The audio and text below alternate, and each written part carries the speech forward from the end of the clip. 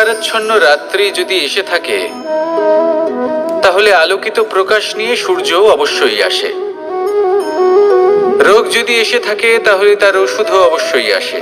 সমস্যা যদি আসে, তাহলে সেই সমস্যার সমাধানও নিজে থেকেই আমাদের কাছে চলেই আসে। এই সংসার, এই জীবনের শুধুমাত্র একটাই নিয়ম আছে, আর তা হলো এটাই: এই সংসার হলো একটা চক্রের মতো। এতে শাশ্বত বলে কিছু নেই, নিত্য বলে কিছু নেই। আর যা কিছুই রয়েছে সব বদলাতে চলেছে। যদি আপনার জীবনে দুঃখ থাকে, সমস্যা থাকে, যদি আপনি বিপদ দ্বারা আচ্ছন্ন, তাহলে মনে রাখবেন সবকিছু বদলে যেতে চলেছে। দুঃখের সময় কাঁদবেন না, মনকে আরো দুঃখী করে তুলবেন না, কারণ এখানে যা কিছুই এসেছে তা যাওয়ার জন্যই এসেছে। তাহলে এত চিন্তা কিসের? আনন্দ সহকারে জীবন যাপন করুন, আর আমার সাথে ভালোবেসে বলুন, রাধা রাধা। যদি কোনো সিংহ বানরের মতো গাছে চড়তে চেষ্টা করে, তাহলে কি হবে? একটা মাছ যদি মাটিতে হাঁটতে চেষ্টা করে, তাহলে কি হবে? তারা বিফলই হবে। কিন্তু এরকম কেন হয়? তার কারণ হলো প্রকৃতির রচনা কিছুটা এরকম।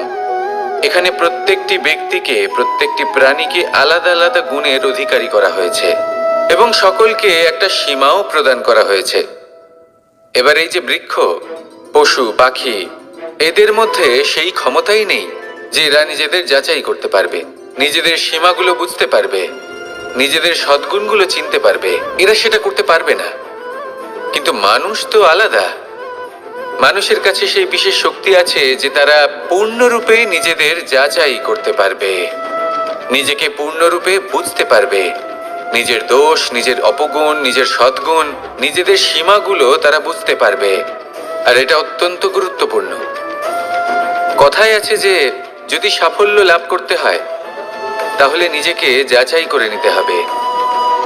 তাই নিজেকে যাচাই করুন, নিজের সাথে পরিচিত হয়ে যান, এবং জীবনে কর্ম করতে থাকুন। সাফল্যের শিখরে অবশ্যই পৌঁছে যাবেন। আর ওখানে যদি যান, তাহলে এই মন প্রসন্ন হয়ে অবশ্যই বলবে, রাধা রাধা। বনের মধ্যে যদি আপনি কোনো বিষাক্ত সাপ দেখেন, তাহলে কি করবেন? আপনি তখনই তার থেকে দূরে পালাতে চেষ্টা করবেন। আর এটা কেন করবেন? নিজের রক্ষার্থে। এই কথা আমি নয় মেনে নিলাম, কিন্তু নিজের জীবনে এটা করেন না কেন? আপনি যেখানেই যান, যে স্থানেই যান না কেন, প্রত্যেক সময়, প্রত্যেক মুহূর্তে এমন বিষাক্ত সাপ আপনি অবশ্যই খুঁজে পাবেন। আর সেই সাপ নয় যাদের আপনি বনে খুঁজে পাবেন। এরা হলো সেই সাপ যা আপনাকে পাপ করতে বাধ্য করবে। আপনার অন্তরের বাসনা, ক্রোধ, অহংকার, লোভ, ঈর্ষা, এদের বৃদ্ধি ঘটাবে। দেখুন, বনের এই সাপ আপনাকে একবার ছেড়ে দিতেও পারে, ছোবল নাও মারতে পারে, কিন্তু এই যে পাপরূপী সাপ আছে, তা অবশ্যই ছোবল মারবে।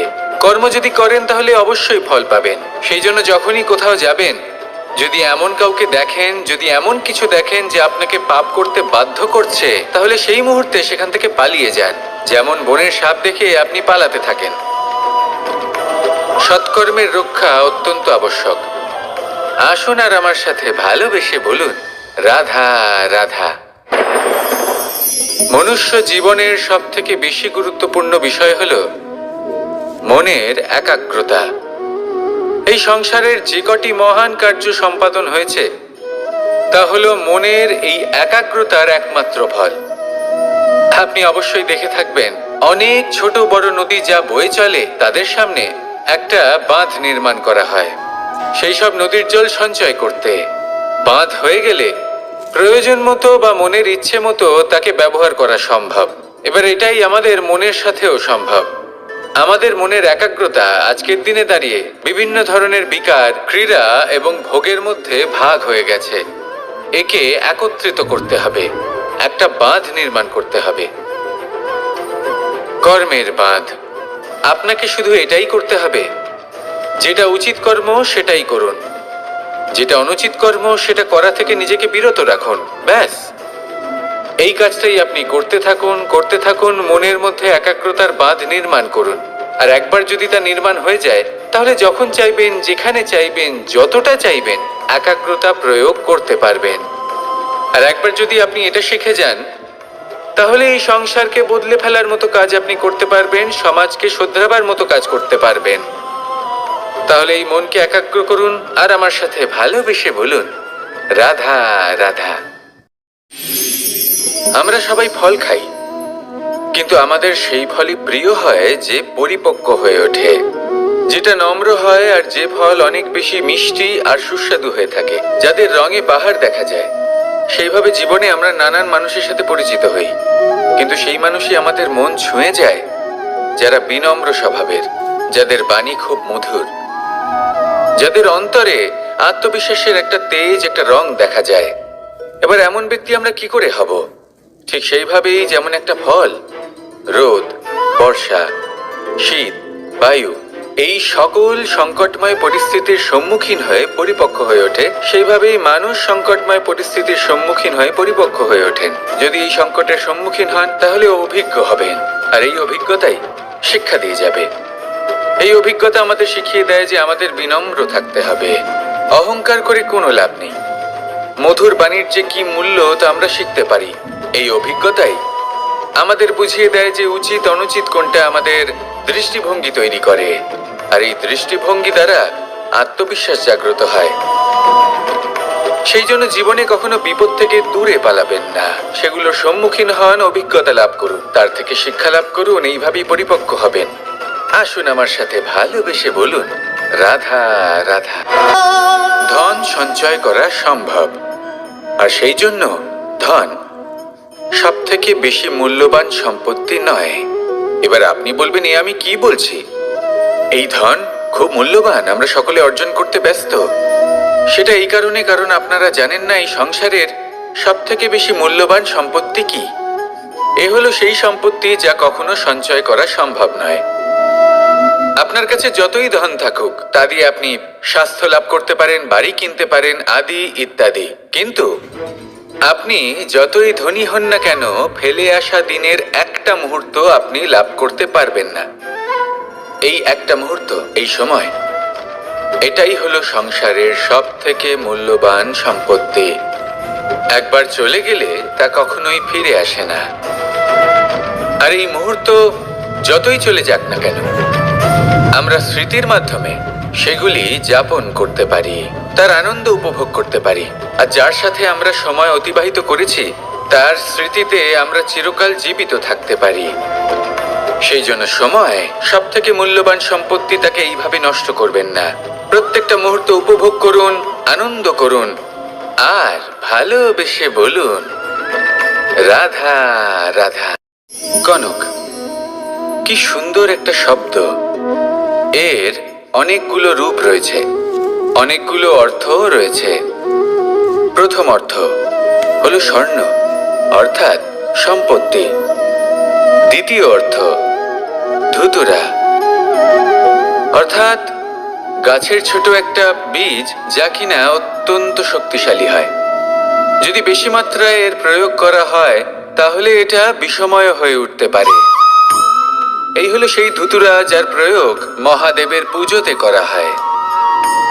এবার প্রশ্ন হলো এটাই যে এই স্বর্ণ এবং এই ধুতুরার মধ্যে মিল কি রয়েছে। মিল হলো এটাই যে এই দুটোই মানুষকে মত্ত করে তোলে। ধুতুরা মানুষকে তখন মত্ত করে যখন তাকে সেবন করা হয়, কিন্তু স্বর্ণ, ধন, সম্পত্তি, মানুষ সেটা যতটাই অর্জন করে নেয় সেটাই যথেষ্ট। এই স্বর্ণ মানুষের ভাবনা চিন্তা করার ক্ষমতাকে বশ করে ফেলে। মানুষ সম্পত্তির লোভে মত্ত হয়ে ওঠে, কারণ যে যত চমৎকারী, যতটা অমূল্য হয়, তাকে সামলানো কিন্তু ততটাই কঠিন, তাই না? তাই মনে রাখবেন, ধন, স্বর্ণ, সম্পত্তি এগুলো ধুতুরার থেকেও অনেক বেশি বিষাক্ত হতে পারে। তাই এর ওপর আত্মসংযমের একটা কবচ পরিয়ে রাখবেন। এবং বিবেকের শক্তির সাথে এগুলো প্রয়োগ করুন, তবেই কল্যাণ হবে। আসুন আমার সাথে ভালোবেসে বলুন, রাধা রাধা। মানুষের জীবনে তিনটি গুণ অত্যন্ত প্রয়োজনীয়: শ্রদ্ধা, বিনম্রতা, যোগ্যতা। যদি জ্ঞান লাভ করতে চান তাহলে শ্রদ্ধার প্রয়োজন, যদি মান লাভ করতে চান তাহলে স্বভাবে বিনম্র হওয়া প্রয়োজন, আর যদি মনোবাঞ্ছিত স্থান লাভ করতে চান তাহলে যোগ্যতার প্রয়োজন। বিষয়টা সহজ। শ্রদ্ধা আপনাকে জ্ঞান দেবে, নম্রতা আপনাকে মান, আর যোগ্যতা উচিত স্থান দেবে। কিন্তু যদি আপনি এই তিনটি গুণ সম্মিলিত করেন তাহলে এমন কিছু লাভ করবেন যা এই সব কিছুর থেকে অনেক ঊর্ধ্বে। সম্মান। আর এ হলো সেই সম্মান যা প্রত্যেক মানুষের নিজের জীবনে লাভ করতে চেষ্টা করা উচিত, কারণ এই হলো সেই সম্মান যার কারণে আপনি চলে যাওয়ার পরেও এই সংসার আপনাকে ভালোবাসবে আর মনে রাখবে। আসুন আমার সাথে ভালোবেসে বলুন, রাধা রাধা। জীবনে গতি অত্যন্ত গুরুত্বপূর্ণ, মতিও হলো গুরুত্বপূর্ণ, এবং তার থেকেও বেশি গুরুত্বপূর্ণ হলো সঙ্গতি। একটা জলের ফোঁটা, তার মধ্যে গতি থাকে, প্রকৃতির মধ্যে তা লাভ করার ইচ্ছে নিহিত থাকে, কিন্তু এই যে সঙ্গতি তা নির্ধারিত করে যে এই জলের ফোঁটা ঝিনুকের মুখে পড়ে মুক্তোতে পরিণত হবে নাকি বিষাক্ত সাপের মুখে পড়ে বিষে পরিণত হবে। এবার দেখুন, এই জঞ্জাল স্বর্ণকারের দোকানের সামনেও থাকে এবং জঞ্জাল একজন ব্যবসাদারের দোকানেও থাকে, কিন্তু জঞ্জাল যা স্বর্ণকারের দোকানে থাকে তা ব্যবসাদারের দোকানের জঞ্জালের থেকে অনেক বেশি মূল্যবান, কারণ তার মধ্যে সোনার কণার সঙ্গতি থাকে। সেই জন্য জীবনে সঙ্গতির উপর বিশেষ গুরুত্ব দেবেন। যেমন সঙ্গতি তেমনই আপনি হবেন। আসুন আমার সাথে ভালোবেসে বলুন, রাধা রাধা। প্রত্যেক প্রাণী ভালোভাবে জীবন যাপন করতে চান, এটা তাদের স্বভাবে আছে এবং ভাবাটা অনুচিত নয়। কিন্তু একটা ভালো জীবনের গুরুত্বপূর্ণ অংশ কোনটা? বসবাসের স্থান, সেই স্থান যেখানে আমরা জীবন অতিবাহিত করি। এবার মানুষ ভাবতে পারেন যে একটা ভালো বাসস্থানের অর্থ কি? সেই স্থান যেখানে সহজে জল পাওয়া যায়, যেখানে শুদ্ধ বায়ু পাওয়া যায়, যেখানে আনাজ উৎপন্ন হয়।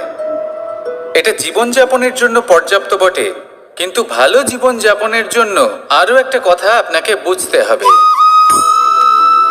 সাধু, জ্ঞানী, পণ্ডিত ব্যক্তি, এই সকল মহাপুরুষ, এনাদের যে বাসস্থান তা অত্যন্ত বিশেষ হয়। এখানে এক ধরনের বিশেষ ইতিবাচক শক্তি থাকে, এমন একটা স্থান যেখানে দেবতারাও বিচরণ করেন। জীবন আমরা সবাই যাপন করি, কিন্তু জীবনের উদ্দেশ্য শুধুমাত্র জীবন যাপন করা নয়। জীবনের উদ্দেশ্য হলো মুক্তি লাভ করা। আর এই সকল সাধু, জ্ঞানী, পণ্ডিত ব্যক্তি, এই সকল মহাপুরুষ আপনাকে মুক্তির পথে নিয়ে যেতে পারেন, কারণ এরা হলেন সেই মহাপুরুষ যারা নিজেদের অন্তরের বিকার, অহংকার, ক্রোধ, বিদ্বেষ এই সকল দোষগুলিকে ত্যাগ করেছেন, এদের উপর বিজয় লাভ করেছেন। এমনই একজন ব্যক্তি আপনাকে মুক্তির পথে নিয়ে যেতে পারে। প্রয়োজন হলো শুধুই এনাদের চিনতে পারা, এদের কথা বুঝতে পারা এবং এদের দেখানো পথে চলা। যদি আপনি এটা করতে পারেন তাহলে এই মন প্রফুল্ল হয়ে বলবে, রাধা রাধা। আমি এখানে একা এই বনে বসে আছি, বাঁশি বাজাচ্ছি। কার জন্য? কে আছেন এখানে? কেউ নেই। আমার প্রজা, আমার রাজ্য, আমার পরিবার আমার থেকে অনেক দূরে আছেন। আমি এখানে একা এই বনে বসে এই আকাশের এই রঙের, গাছের এই সব ফলের, মাটির সুবাসের আনন্দ উপভোগ করছি। কেন? আমি হলাম দ্বারকাধীশ। এমন কি রাজকীয় বা ভৌতিক সুখ রয়েছে যে আমি ওখানে পেতে পারি না? সবকিছুই পেতে পারি, তাও এখানে বনে একা বসে আছি। কোন সুখ খুঁজে চলেছি? একা থাকার সুখ। আমরা প্রত্যেক দিন অনেক মানুষের সাথে, চিন্তাধারার সাথে, কর্মের সাথে, পরিস্থিতির সাথে, সুখ দুঃখের দ্বারা বেষ্টিত থাকি। জীবনের এই চক্রে আমরা জড়িয়ে পড়তে থাকি। যতই আমরা এই সমস্যার সমাধান করি, আমরা ততই এতে জড়িয়ে পড়ি। আমরা এতটাই জড়িয়ে পড়ি যে যখন আমরা আয়নায় নিজেদের দেখি, তখন আমরা নিজেদের চিনতেই পারি না। এমন মনে হয় যেন আমরা নিজেদের হারিয়ে ফেলেছি। সেই জন্য প্রত্যেক দিন আপনি কিছু সময় নিজের সাথে কাটান একান্তে। এটা অত্যন্ত আবশ্যক। নিজের অস্তিত্বের গভীরে গিয়ে দেখতে শিখুন, নিজেকে বুঝুন। অদ্ভুত শান্তির অনুভূতি হবে। যেমন এই বায়ু, এই বৃক্ষ, এই পুষ্প, এই নিসর্গ, এদের মতো আপনিও কখনো একলা হতে শিখুন। কখনো নিসর্গের একটা অংশ হয়ে দেখুন। এই মন প্রসন্ন হয়ে বলবে, রাধা রাধা। ওমাই কি, আমি কখন থেকে এখানে অপেক্ষা করছি, হাত পেতে দাঁড়িয়ে রয়েছি যাতে একটা ফল আমার হাতে এসে পড়ে এবং সেটা আমি খেতে পারি। কখন থেকে অপেক্ষা করছি, কিন্তু সেটা হচ্ছেই না। এবার আপনি বলবেন যে এসব কি বলছি, এ কি অদ্ভুত কথা বলছি। যদি ফল খেতে হয় তাহলে আমাকে বৃক্ষে চড়তে হবে, ফলের কাছে পৌঁছতে হবে, তবেই তো ফল পাবো। এবারে এটা অত্যন্ত সহজ ব্যাপার, কিন্তু এই বিষয়টা আপনি নিজের জীবনের প্রসঙ্গে ভেবে দেখুন।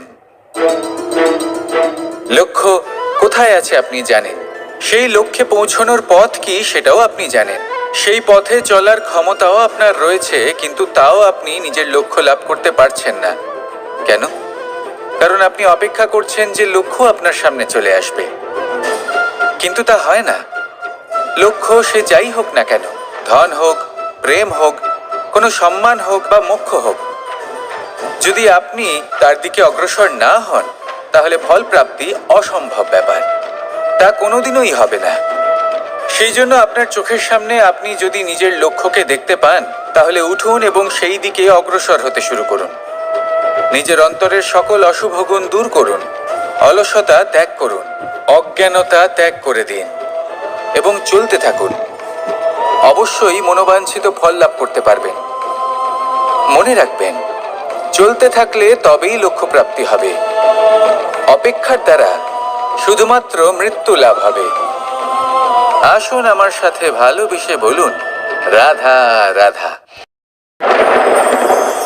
আমি দ্বারকাধীশ এবং আমার সভাতে বিভিন্ন সময় বিভিন্ন ধরনের মানুষ আসেন, নিজেদের দাবি নিয়ে, নিজেদের ইচ্ছে নিয়ে। কখনো কেউ ভোজন চান, আবার কখনো কেউ ওষুধ। কখনো কেউ বস্তু চান, কেউ আবার চান বস্ত্র। কারোর জ্ঞান চাই, কারোর ধন চাই, আবার কারোর বাসস্থান। অনেক সময় আমি এই অনুরোধ, এই ইচ্ছে পূর্ণ করি না। এবার আপনি এটা ভাবতেই পারেন যে কৃষ্ণ তো তাহলে লোভী, ওর কাছে তো সবকিছুই রয়েছে, তারপরেও সে নিজের প্রজার ইচ্ছে পূর্ণ করে না, তাদের সমস্যাগুলি বুঝতে পারে না, তাদের সুখ স্বাচ্ছন্দ্য প্রদান করে না। আসল সত্য হলো এটাই যে কোনো সবল ব্যক্তি, যে কোনো গৃহস্থ ব্যক্তি যে কাজ করতে সক্ষম, তার পরিশ্রম দ্বারাই নিজের প্রয়োজনগুলি এবং ইচ্ছেগুলি পূরণ করা উচিত। এটা অত্যন্ত প্রয়োজনীয়। আর এগুলো তিনি করতে পারেন শিল্প, ব্যবসা, আচরণ অথবা জ্ঞানের ভিত্তিতে। এই পথে চলতে হবে, পরিশ্রম করতে হবে, তবেই সে কিছু অর্জন করতে পারবে। এবার এমন কোনো ব্যক্তি যার এই সব কিছুতে কোনো রুচি নেই, যে কিছুই করতে চায় না, সে কিছুই অর্জন করতে পারবে না। এবার এরকম কোনো ব্যক্তিকে যদি আমি কোনো বস্তু প্রদান করি, তাহলে কি হবে? সে পরাধীন হয়ে যাবে, আর সেটা উচিত হবে না। তাহলে কি করা উচিত? তাকে পথ দেখানো, তাকে বোঝাতে হবে যে কোন পথে চলে তুমি নিজের লক্ষ্য প্রাপ্ত করতে পারবে। শিল্প, জ্ঞান, আচরণ এবং ব্যবসা, এই পথে কিভাবে চলে সেটা শেখাতে হবে। আর আমি সেটাই করি। তার ফলে কি হয়? ব্যক্তি স্বাধীন হয়ে যায়। সংসারে সে যা চাইবে তাই প্রাপ্ত করতে পারবে, কখনো কারোর থেকে কিছু চাইবার প্রয়োজন পড়বেই না। এই কথাটা সবসময় মনে রাখবেন। যখনই দান করবেন তা ভাবনা চিন্তা করে এমন ভাবে দান করবেন যাতে সামনের ব্যক্তি স্বাধীন হতে পারেন, পরাধীন নয়। আসুন আমার সাথে ভালোবেসে বলুন রাধা রাধা করতে শিখুন। পাণ্ডবরা বন থেকে এসেছিলেন। ওনাদের কাছে না কোনো ধন ছিল, না কোনো সম্পদ, না বিদ্যা। নিজের পরিশ্রমের দ্বারা ওনারা বিদ্যা অর্জন করেছিলেন, আর তার দ্বারাই সম্পদ অর্জন করলেন আর ধনও অর্জন করলেন। এই পাণ্ডব ছিলেন অত্যন্ত কুশল এবং শক্তিশালী। যুধিষ্ঠির নিজের পরিশ্রম দ্বারা এমন জ্ঞান অর্জন করেছিলেন যে এই সংসার ওনাকে ধর্মরাজ যুধিষ্ঠির অভিহিত করেছিল। দেখতে গেলে পাণ্ডবদের কাছে সবকিছুই ছিল, কিন্তু যখন বিষয় এলো আরো ধন লাভ করার, তখন যুধিষ্ঠির, যিনি পাণ্ডবদের মধ্যে জ্যেষ্ঠ, তিনি সকল পাণ্ডবদের সাথে দ্যুতক্রীড়ায় অংশগ্রহণ করে ফেললেন। এর ফলে না শুধু ধনলক্ষ্মী, ধর্মলক্ষ্মী, বিবেক লক্ষ্মীকেও হারালেন, আর শুধু তাই নয়, নিজের গৃহলক্ষ্মী দ্রৌপদীকেও হারিয়ে ফেললেন। এর কারণ কি? ভুলে গেলেন খুব সহজ একটা কথা। এই সংসারে সম্মান এবং সাফল্য দুটোই পরিশ্রমের দ্বারা লাভ করতে হয়, কিন্তু দ্যুতক্রীড়ার এই খেলা আমাদের ভাগ্যের উপর নির্ভরশীল। এই সংসারে দুটি পথ রয়েছে। একটা পথ যেখানে কর্ম এবং পরিশ্রমের দ্বারা আপনি নিজের পথ নিজেই রচনা করতে পারবেন, আর দ্বিতীয় পথ হলো যেখানে এই ভাগ্য এক মুহূর্তে আপনাকে শিখরেও পৌঁছে দিতে পারে, আবার ধূলিসাৎ করে দিতে পারে। আপনি কোন পথ বাছবেন সেই চয়ন আপনারই। আসুন আর আমার সাথে ভালোবেসে বলুন রাধা রাধা। কোনো এক সময়ের ঘটনা এটা। মা এবং বাবা হাটে গিয়েছিলেন, তখন আমি আর দাদা গিয়েছিলাম গরু চড়াতে। আমরা বাড়ি ফিরে এলাম, আর মা সেই সময় একটা কাজ করতেন। যখনই হাটে যেতেন দরজা তালা বন্ধ করে যেতেন। উনি খুব ভালো করে জানতেন যে যদি ওনার এই মাখন চোর সঠিক সময়ে পৌঁছে যায় তাহলে এক ফোঁটাও মাখন আর অবশিষ্ট থাকবে না। এবার ঘটনা কিছুটা এরকম হলো যে মা আর বাবা মাঝে মাঝে হাটে যেতেন, তাই মাঝে মাঝেই দরজা তালা বন্ধ করতে হতো। যখন মা আর বাবা ফিরে এলেন তখন বাবা ভুলে গিয়েছিলেন যে এই চাবির গোছা থেকে ঠিক কোন চাবিটা দরজার তালা খোলার জন্য উপযোগী। উনি চেষ্টা করতে শুরু করে দিলেন। একটার পর একটা চাবি দিয়ে উনি চেষ্টা করতে থাকলেন, কিন্তু সেই দরজার তালা তো খুলতেই চাইছিল না। ওনার মাথা থেকে ঘাম পড়তে শুরু করলো। তখন মা বললেন যে তালা ভেঙে দেওয়া যাক। মা চলে গেলেন, আর বাবা বললেন না না দাঁড়াও, আর কিছু চাবি বাকি আছে, এটা হয়তো খুলতে পারবো। মা হাতুড়ি নিয়ে চলে এলেন সেই তালা ভাঙার জন্য, আর তখনই বাবা শেষ চাবিটা প্রয়োগ করলেন আর দরজার তালা খুলে গেল। যদি উনি চেষ্টা না করতেন তাহলে এই তালাটাও ভেঙে যেত আর চাবিটাও নষ্ট হয়ে যেত, ঠিক কিনা? এবার এই ঘটনাটা আমি দেখেছিলাম, আর আমার মনে হলো যে কখনো কখনো এই চাবির গোছার মধ্যে থেকে শেষ চাবিটাও কিন্তু জীবনের দরজা খুলে দিতে পারে। সেজন্য আপনি যদি জীবনে সাফল্য লাভ করতে চেষ্টা করেন, নিজের লক্ষ্যে পৌঁছতে চান, তাহলে হার মানবেন না। হয়তো দেখবেন আপনার পরবর্তী প্রচেষ্টা বা এই অন্তিম প্রচেষ্টা আপনাকে সাফল্যের পথে নিয়ে গেল। তাই নিরন্তর প্রচেষ্টা করতে থাকুন, জীবনে সাফল্য লাভ করুন। যজ্ঞের আগুনকে শুভ বলে মনে করা হয়, আর সেখানেই চিতার আগুনকে অশুভ মনে করা হয়। এমনটা কেন হয়? এখানে বিষয়টা হলো লক্ষ্য, বিচার এবং সঙ্গের। যখন আমরা যজ্ঞ করি তখন আমাদের লক্ষ্য কি হয়? পরিবেশকে আরো পবিত্র করে তোলা, ইতিবাচক করে তোলা। আমাদের লক্ষ্য শুভ হয়। তারপরে আসে বিচার। এই পরিস্থিতিতে সেই বিচার হলো অগ্নি। স্ফুলিঙ্গ থেকে তীব্র আকার ধারণ করে সমস্ত কাঠকে পুড়িয়ে দেয় এবং সুগন্ধ ছড়িয়ে দেয়। অর্থাৎ যদি আপনার লক্ষ্য শুভ হয় তাহলে তার নিজেই শুভ বিচারধারাকে আমন্ত্রণ জানায়। এই শুভ বিচার তখনই আসবে যখন আপনার সংকল্প শুভ হবে। অন্যদিকে হলো চিতার আগুন। এর লক্ষ্য কি? একটা দেহকে পরধামে পৌঁছে দেওয়া। সবার শেষে সবকিছু আপনার উপরে নির্ভরশীল যে আপনি কোনটা চয়ন করতে চান। আপনার লক্ষ্য যদি শুভ হয় তাহলে আপনার বিচার এবং সঙ্গতি আর তার পরিণাম সবই শুভ হবে। আসুন আর আমার সাথে ভালোবেসে বলুন, রাধা রাধা। এই সংসারের প্রত্যেক বস্তুর, প্রত্যেক পরিস্থিতির, প্রত্যেক আবেগের দুটি দিক আছে। এর মধ্যে পার্থক্য করা সম্ভব শুধুমাত্র দৃষ্টিভঙ্গির দ্বারা।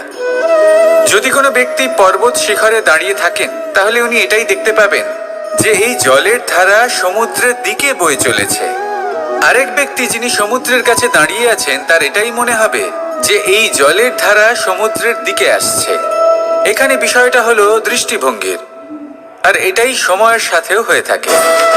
অনেক সময় মানুষ চিন্তিত হয়ে পড়েন, ত্রস্ত হয়ে পড়েন যে তার কাছে হয়তো খুব কম সময় আছে, তাতে তিনি অনেক কিছুই করতে পারবেন না, আর একটু সময় থাকলে খুব ভালো হতো। তিনি এইভাবেও ভাবতে পারেন যে অল্প হলেও সময় বাকি তো রয়েছে, অর্থাৎ যা অবশিষ্ট আছে তাকে সংরক্ষণও করা সম্ভব, তাতে জীবন যাপনও করা সম্ভব। আর এটা নির্ভর করছে আপনার উপর। তাই দৃষ্টিভঙ্গি ইতিবাচক রাখুন। জীবনে দুই ধরনের আবেগ রয়েছে যার কোনো মূল্য নেই। আমার কথার অর্থ এটা নয় যে এদের কোনো গুরুত্ব নেই, গুরুত্ব যথেষ্টই রয়েছে, শুধু এদের জন্য আপনাকে কোনো মূল্য দিতে হয় না। প্রথম আবেগ হলো আনন্দ, প্রসন্নতা। এটা আপনি যে কোনো জায়গায় খুঁজে পেতে পারেন যদি আপনি খুঁজে পেতে চান। আপনি কোনো পুষ্পের সৌন্দর্য দেখে প্রসন্ন হতে পারেন। বায়ুর কারণে যখন একটি বৃক্ষ শিহরিত হয় সেটা দেখে আপনি প্রসন্ন হতে পারেন। একটা ছোট্ট শিশুর কলরব শুনেও আপনি প্রসন্ন হতে পারেন। একটা ক্রন্দনরত বালককে হাসিয়ে আপনি প্রসন্ন হতে পারেন। সবকিছু আপনার উপর নির্ভরশীল। সেখানে আরেকটি আবেগ হলো দুশ্চিন্তা। মানুষ বড়ই দুশ্চিন্তা করতে থাকে। আজ আমি এই কাজ করেছি, সেই বিষয়ে চিন্তা। আজ আমি এই কাজ করতে পারিনি, সেই বিষয়ে চিন্তা। কাল আমাকে এই কাজ করতে হবে, সেই নিয়ে চিন্তা। আমি কি সেই কাজটা করতে পারবো, সেই বিষয়েও দুশ্চিন্তা। চিন্তা সর্বত্র রয়েছে, যার জন্য মূল্য দিতে হয় না। যত চান আপনি একত্রিত করতে পারেন। একটা গুরুত্বপূর্ণ কথা মনে রাখবেন, প্রসন্নতা জীবনের একটা নতুন সূত্রপাত। সেখানে দুশ্চিন্তা হলো জীবনের চিতার সমান। এবার এই দুটি আবেগ হলো মূল্যহীন, দুটোই আপনার সামনে আছে। কোনটা চয়ন করবেন আপনি, দুশ্চিন্তা নাকি প্রসন্নতা? সিদ্ধান্ত আপনারই। আসুন আর আমার সাথে ভালোবেসে বলুন, রাধা রাধা। ধন, সম্পত্তি, এগুলো আসলে কি? এগুলো শুধু সেই মূল্য যার দ্বারা আমরা কোনো কিছু অর্জন করতে পারি। এবার এই ধনের দ্বারা এই সংসারে অনেক কিছু লাভ করা সম্ভব, কিন্তু সেই সব কিছুই শুধুমাত্র ভৌতিক বস্তুই হবে, ভৌতিক সামগ্রী, ভৌতিক সুবিধা। অর্থাৎ আপনার কাছে যতই ধন থাকুক তা আপনাকে শান্তির ঘুম এনে দিতে পারবে না, আপনাকে জীবনের বাস্তব সুখের অনুভূতি লাভ করাতে পারবে না, কারণ এগুলো ভৌতিক ধন। এই ভৌতিক বস্তুই অর্জন করাতে সক্ষম। বাস্তবিক ধন কি? যদি এই প্রশ্ন আপনার মনে আসে তাহলে তার উত্তর আমি আপনাকে দেব একটা উদাহরণের মাধ্যমে। কখনো আপনি শুনে থাকবেন যে একজন পিতা আজীবন অনিষ্ট করেন, অনর্থ করেন, খারাপ কাজ করেন শুধু ধন অর্জনের জন্য। তিনি ভাবেন যে আমি ধন অর্জন করব আর নিজের সন্তানকে একটা উজ্জ্বল ভবিষ্যৎ প্রদান করব, একটা সুখ স্বাচ্ছন্দ্যময় জীবন দান করব। এবার সন্তান যখন জন্ম লাভ করে তখন সে ভাগ্যের জোরে সেই ধন ভোগ করে। যেরকম সে পায় সেরকমই তার ব্যবহার সে করে। কখনো আপনি এটাও দেখে থাকবেন যে সেই সন্তান সমস্ত ধন নষ্ট করে ফেলে, আর সেই পিতা যিনি সমস্ত ধন সঞ্চয় করেছেন, যিনি সেই ধনের প্রভু, আজ সেই ধনের প্রহরী হয়ে রয়েছেন। এবার এরকম কেন হয়? এরকম তখনই হয় যখন সেই পিতা বুঝতেই পারেন না যে তার জীবনের আসল ধন কি। সেই আসল ধন তার সন্তানকে সে দিতেই পারে না। যদি পিতা তার সন্তানকে কর্মের জ্ঞান দিতে পারেন, উচিত কোনটা অনুচিত কোনটা সেই শিক্ষা দিতে পারেন, সংস্কারের প্রকৃত শিক্ষা দিতে পারেন, তবে সেটা ধনের থেকে অনেক বেশি গুরুত্বপূর্ণ। এটাই হলো জীবনের বাস্তব ধন। আপনি সেই কথা তো অবশ্যই শুনে থাকবেন কুসন্তান হলে ধন সঞ্চয় করে কি হবে? সুসন্তান হলে ধন সঞ্চয় করে কি হবে? সন্তান যদি কুপুত্র হয় তাহলে সব নষ্ট করে ফেলবে, আর সন্তান যদি সুপুত্র হয় তাহলে ধন থাকুক না থাকুক সে নিজেই কর্মের পথে অগ্রসর হয়ে ধন অর্জন করবে আর নিজের জন্য এক উজ্জ্বল ভবিষ্যৎ গড়ে তুলবে। তাই সন্তানকে সম্পদ দেওয়ার আগে কর্মের জ্ঞান দান করুন, সুশিক্ষা দিন, কারণ এটাই হলো জীবনের প্রকৃত ধন। আসুন আর আমার সাথে ভালোবেসে বলুন, রাধা রাধা। একবার একটা শেয়াল বনে বিচরণ করছিল। ও একটা ছোট্ট শাবক দেখতে পেল। ও ভাবলো, আজ একেই আমি খাবার হিসেবে গ্রহণ করব। আশেপাশে দেখলো কেউ দেখছে না তো, কেউ ছিল না, আর সেই শাবকের উপর আক্রমণ করলো, যা হলো একটা ঘোর অপরাধ। বনের নিয়ম অনুসারে আপনি কখনোই শাবকের উপর আক্রমণ করতে পারেন না। তারপর এই খবরটা যখন রাজা সিংহ জানতে পারলেন, সভার আয়োজন করলেন। কিন্তু সেখানে শেয়াল বলল, আমি তো এরকম কিছু করিনি, কিন্তু যদি আপনি এরকম বলেন কোনো প্রমাণ দিন, এর কোনো সাক্ষী আছে? তখন রাজা সিংহ পেঁচাকে ডেকে পাঠালেন, যে সেই মুহূর্তে বৃক্ষের শাখার ওপর বসেছিল। সে সব কিছু দেখেছিল। পেঁচা সব সত্যি কথা বলল, আর শেয়ালকে মৃত্যুদণ্ড দেয়া হলো।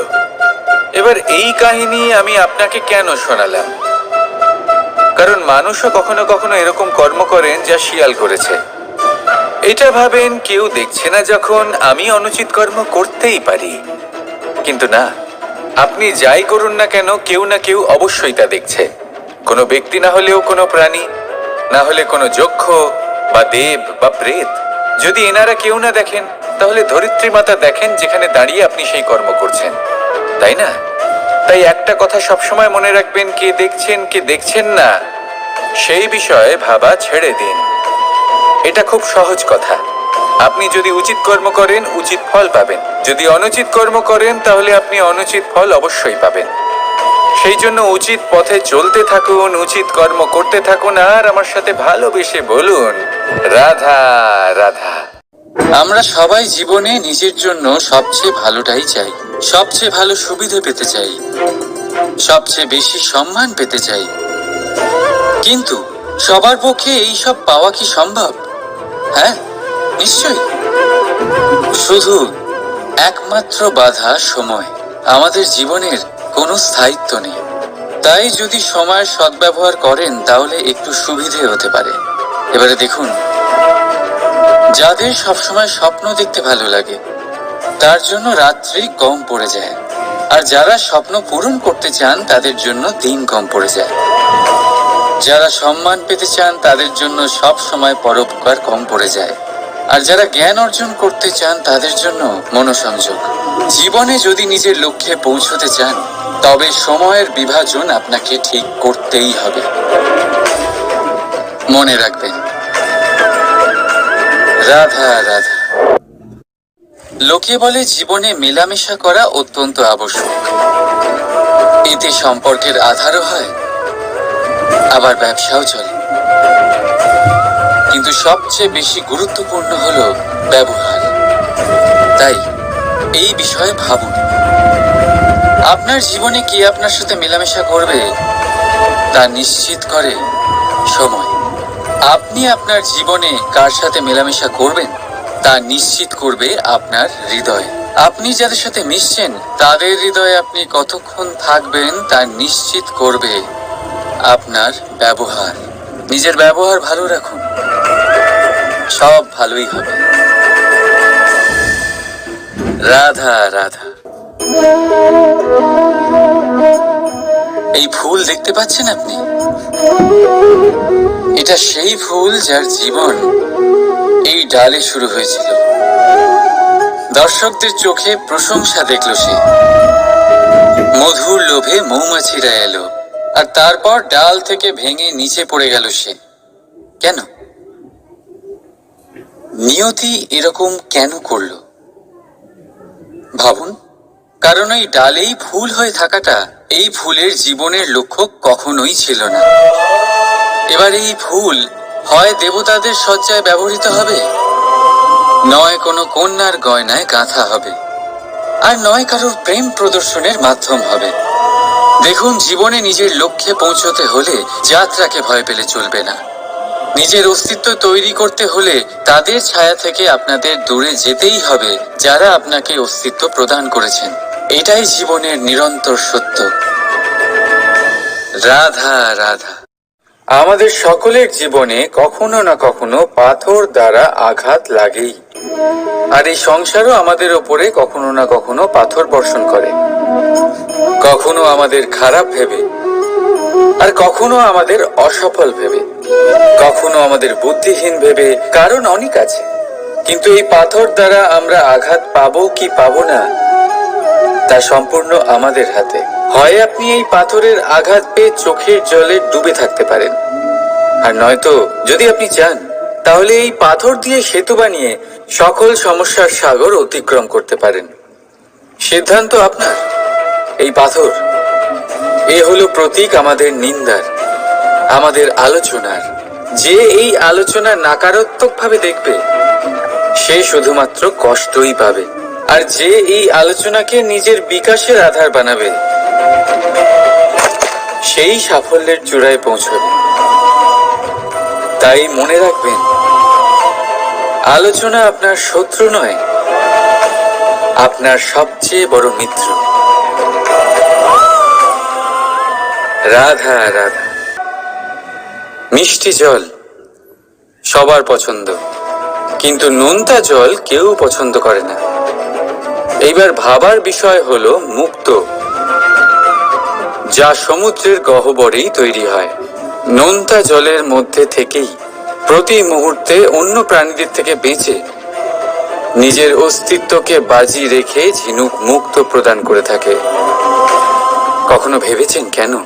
কারণ সংকটের সম্মুখীন না হয়ে, চরম পরিস্থিতির সাথে না জড়িয়ে আপনার কখনোই সুখ প্রাপ্তি হবে না।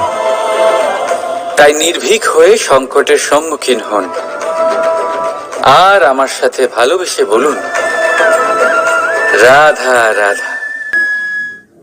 আমরা সকলেই সময়ের গুরুত্ব বুঝি। সময় আমাদের তৈরি করে, আর সময়ই আমাদের নষ্ট করে দেয়। কখনো ভালো সময় আসে, আর কখনো ভীষণ খারাপ সময় আসে। তবে আশ্চর্যের বিষয় এটাই যে সব জেনেও আমরা সময় নষ্ট করি। মনে রাখবেন, সময় শুধু বয়ে যায়, কখনো ফিরে আসে না। তাই ভালো সময় আসার অপেক্ষায় সময় নষ্ট করবেন না। যাই করবেন আজ, এক্ষুনি, এই মুহূর্তে শুরু করুন। তা সেটা কাউকে আনন্দ দেওয়াই হোক, বা নিজেকে বদলানোর চেষ্টা করা হোক, যাই হোক না কেন, বিলম্ব করবেন না। কারণ সময় শুধুমাত্র তাকেই সঙ্গ দেয় যে সর্বদা সময়কে সম্মান করে। রাধা রাধা। কথায় আছে, সবকিছু সীমা থাকে। মুশকিলের, কষ্টের, সংকটের, অন্ধকারের। যার কোনো সীমা নেই তা হলো কেবলমাত্র কঠোর পরিশ্রমের। আপনি নিশ্চয়ই দেখেছেন, রাত্রি যতই অন্ধকারময় হোক, তারারা পরিশ্রম করে তার সাথে লড়তে থাকে, আর অবশেষে সকাল হয়েই যায়। ঝড়ে পাখিদের বাসা ছিন্ন বিচ্ছিন্ন হয়ে যায়, কিন্তু পাখিরা নিজের পরিশ্রম দ্বারা তা আবার বানিয়ে নেয়। কারণ যা সীমিত তাকে অসীমের কাছে হারতে হয়, আর পরিশ্রম অসীম। রাধা রাধা। প্রবাহিত নদী কত সুন্দর হয়, বলিষ্ঠ হয়। যেদিক দিয়ে বয়ে যায় সেখানে এক নতুন জীবন প্রদান করে,